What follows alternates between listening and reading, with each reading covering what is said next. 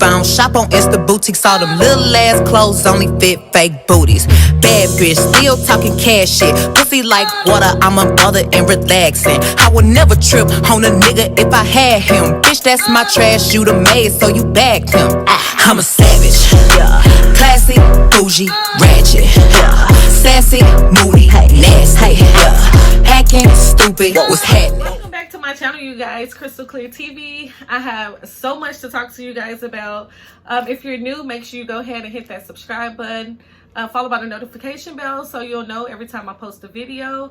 And if you're back for another video, make sure you hit the like button and comment down below to let me know that you are back. So you guys know how I like to do it. I like to jump right into the video. I don't like to do a lot of talking, so let's get into it. So this week a lot has been going on, so I wanted to first start off by talking to you about my clearance letter. So this is kind of a follow-up from the last video. So the last video where I left off is I had did my lab results and I was waiting for my clearance letter. So in between that time, Dr. Dowbak office had hit me up and sent me an email, and they were saying that, hey, we can't clear you for surgery due to the fact that you didn't do the physical. So the reason why I did not do the physical is because the doctor that I had at the urgent care said they wasn't doing a physical due to the coronavirus. So I was thinking that if I explained this to Dr. Dowbak's office, that they would be okay with that. They was not. So what ended up happening is I contacted Dr. Dowbak's office, or I contacted Juliet or Jay, and I let her know, hey, my doctor said they wasn't doing physicals due to the coronavirus. So she sent me an email back, and she was like, basically like, I don't care if you have to go to the emergency room. We need a physical. We're not clearing you for surgery until you give us something with the physical. I said, okay, so what does that physical need to entail? She said, well, you need to send us something that has your height, weight, your blood pressure, and your BMI. So what I did was I called my urgent care doctor back, and I let her know. I said, look, this is what they're telling me. They're saying at the surgery clinic that they're not going to do my surgery unless I provide them with the paperwork unless I provide them with my height, my weight, my blood pressure, and my BMI. And so luckily she told me, she said, okay, you know what, we'll do that for you, just go ahead and come in. So thank God they were so cooperative. Thank God she was so cooperative to let me come back in and to do at least the height, the weight, and the BMI and that stuff. So I sent that over to Dr. Dowbak office, to Juliet, and yes, we are cleared for surgery. So I got that email last week, which I wanted to come and tell you guys, but I was sick last week. I wasn't feeling well, so I'm letting you know now. We are cleared for surgery. We have to go. Another thing that was going on last week that everyone was going crazy about was when the clinics was going to open. So thank God I got blessed. The clinic, Dr. Dowbak's office, and a lot of other surgery clinics in Miami are opening back up on May the 11th. So I got blessed. So yes, my surgery will be taking place. So that was another thing that scratched off the list. So we got the clearance letter, we got the good to go for the date. So my surgery is just like a little over a week away. So everything's moving as planned. Another thing that everyone was talking about was the coronavirus. So some people were saying that you needed to arrive 3 days earlier to Miami, Florida, due to the fact of you have to be tested for the coronavirus. Now, I don't know about any other clinic. I'm only speaking for Dr. Dowbak's office because that's where I'm going. I don't have to do that. I spoke with the surgery coordinator. She said, hey, when you get here, we're going to do your pre-op and we're going to do your surgery on the same day, and boom, that's what it's going to be. She didn't mention anything about taking a coronavirus test. So according to my doctor's clinic, I don't have to do that. I don't know if they're going to implement that in the future, but as of right now, Dr. Dowbak office is not asking for that. Another thing that happened this week is I did get my FMLA approved. If you want to know how I got approved for that, you could DM me on any one of my Instagrams. And if you want to be my friend on my surgery Instagram, because my surgery page is private, so just send me a message letting me know that you're here from my YouTube page and I'll accept you. But if you don't do that, I'm not going to accept you if you don't have a surgery page. So just DM me and I'll give you all the info on how to do the FMLA paperwork. Like I said, I'll leave that in the description box below. Another thing that happened was my airline. So make sure you guys check on your airline, because I woke up this morning and my flight was canceled. So I end up having to reschedule my flight, and I'm gonna end up in Miami 2 days prior to my surgery, when I was only supposed to end up 1 day prior, but now it's going to be 2 days, which is fine. My Airbnb was very accommodating, but make sure you guys are checking that daily. So that's pretty much everything, the rundown on everything that kind of went on last week that I wanted to kind of clarify as far as labs and the physical and all that stuff. So that's what happened. We're clear, we're good to go. I know a lot of Dawes was asking me 2 main questions. I'm trying to speed through this, you guys, so hopefully I'm not talking too fast. So 2 of the main questions that everyone's been asking me about is my recovery nurse and why I chose an Airbnb. And I kind of hit on the Airbnb on the first video, my first Q&A BBL video. So if you have not watched that video, make sure you go back and watch that video. But I'll touch bases on it a little bit more in this video. So starting with the recovery nurse. So a lot of people, they see the abbreviation RN in the surgery community, and they automatically assume, I'm not going to say people, I automatically assume that RN stood for like a registered nurse. So a recovery nurse can be a RN, but that does not mean every recovery nurse is a RN. So the difference between the nurses is a certification. A recovery nurse is pretty much like a caretaker, and a certified nurse would be considered a RN, a LPN, or LVN, or a CNA. And those nurses are certified through the nursing registry board in whatever state that you're going in. Now, the reason why I went with just a recovery nurse or a caretaker instead of a certified nurse is because of, one, the price. Because when I was calling around Miami, the price can run you for a certified nurse anywhere from $28 an hour to well over $56 an hour. I know one registered nurse told me $56 an hour with a minimum of 10 hours.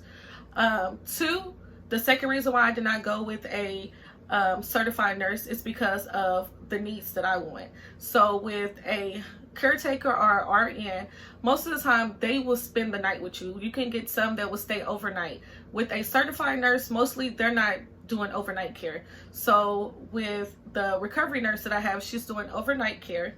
So that's one of the reasons. And then also she does meal prep. She does she does transportation. She does a lot of different things. Now with a certified nurse, you can only get certain things. Also with the recovery nurse, she's going to shower me the next day. She's going to wash my faja. She's going to make sure she walks me to the bathroom. You know, she's going to be a caretaker. You know, that's what I want. I want a caretaker. Now a certified nurse, they have specific jobs that they do. So with a RN, you might get someone who gives you your medication and checks your blood pressure, but maybe they won't give you a shower, or maybe they might walk you to the bathroom, but then again they might not. And then you get a CNA, they're certified to do certain things. So maybe they will take you and get you a shower and wash your faja, but maybe they feel like they can't administer you medication or whatever the case may be, because they're certified and they're under certain guidelines. They have to follow certain nursing guidelines as a certified nurse. So that's the reason why I did not go with a certified nurse. I feel like a recovery nurse that's just a caretaker, or you know, in medical terms, maybe just a nursing assistant, you can get all the care, you can get everything that's provided by a certified nurse, minus a prescription being written, because I believe a registered nurse can write a prescription if you need it, but you should already have your prescriptions from your doctor. So okay, so I decided to go with a recovery nurse is because I did not want to put too much pressure on my girlfriend. I know even though she's more than willing to take care of me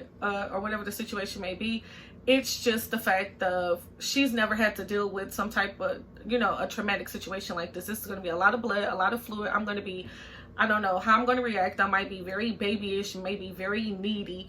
And for me, this is about comfort. You know, I want to be as comfortable as possible. So I know for a fact if I hire a nurse, I'm going to be more comfortable than her just being there the first day of me coming out of surgery. I know a lot of people say, hey, you know, the first 24 hours you sleep. That's fine. I want to be watched while I'm sleeping. I'm sorry, you know, there's nothing against her, but that's just the type of person I am, you know. So the first day and the second day, half the second day, the recovery nurse is going to be there. And also that is teaching her and training her on what to do in certain situations, like if I'm feeling lightheaded, what to do, if I pass out, what to do, or any type of situation that can occur. You know, the recovery nurse can let her know what to do or how to handle that situation, which she would not know prior if we didn't have a recovery nurse. So that's just me doing it. Having a recovery nurse is a luxury. You don't have to do it. I have friends that have went last year. I have 4 different friends that went and got surgery, got the same lipo 360 BBL. They all stayed in a hotel room, and they went, of course, at different times, but each one of them took turns on helping the other person out. So they didn't have a recovery house nurse. They just pretty much took care of themselves, and they're fine. They're perfectly fine. Nothing happened. Their results is still great, you know. So a recovery nurse is not necessary, but for your comfortability and coming out of surgery, just knowing that somebody's there to be attentive to you no matter what your needs is, to me, that's comforting. You can do it if you want. If you don't, that's fine. So that's why I chose to go with a recovery house nurse. That's why I went with a nursing assistant or a recovery nurse, aka caretaker.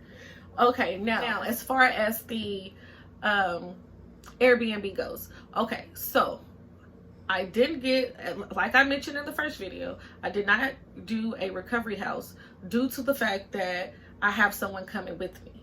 Now, if I did not have someone coming with me, I most definitely would have did a recovery house. Now, the only thing with the recovery house is you have to be careful, because I see a lot of dolls going to these recovery houses and they're getting infections. And they're getting infections because these recovery houses are not clean. You have a lot of women in these recovery houses that's leaking fluid, that's leaking blood. They're all showering in like the same showers. They're all using the same chairs and seats. You have one patient leaves. One patient has a bed. When that patient leaves, you know, they throw those sheets in the washer and dryer, and then boom, another patient is in. So you have to do your research when it comes to a recovery house, because that could honestly be a life or death situation due to the fact that, you know, if it's not a clean environment, you could get a possibility you could get an infection and have to go to the hospital, and it could end up really bad. So make sure when you do a recovery house, make sure you do your research. I know of a few recovery houses that a lot of girls have been recommending. So if you would like my intake or my opinion on a recovery house, make sure you just DM me. And like I said, my information will be in the description box below, and I'll give you guys that information on who I believe are the recovery houses that I know that comes highly recommended. So yeah, I think I just kind of pushed through everything. I feel like I pretty much told you guys everything that I wanted to tell you. It was a very, very hectic week.